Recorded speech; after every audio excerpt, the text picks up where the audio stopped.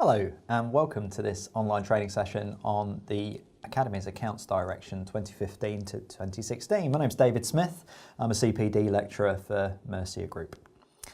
What we're going to be covering in this session are main changes in the accounts direction that a majority of users are going to notice from the accounts direction that they used in previous years. So this accounts direction, the financial reporting framework document really for the Academies sector.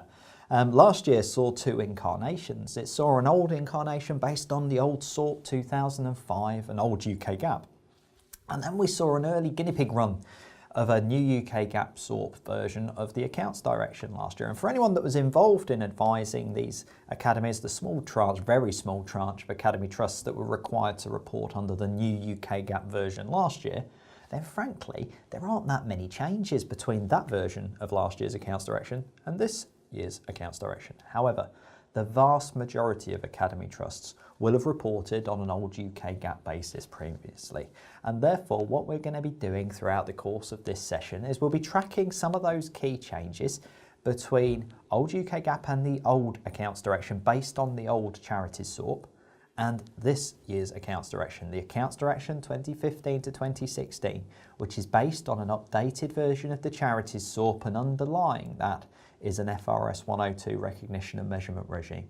So we're going to look at the accounts direction. We're not going to build this from base level principles. I'm going to work on the basis that you've got at least a partial working knowledge of the accounts direction and broadly speaking what was in it before.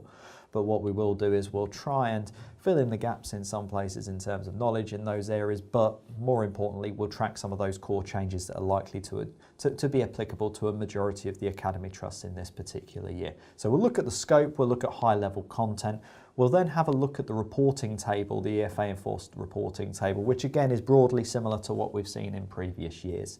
We'll then have a key look at some of the key changes in terms of what the accounts direction tries to get these academy trusts to do in this year's financial statements. So we'll look at key changes to the presentation of those financial statements, as well as some of the areas where we might notice recognition and measurement changes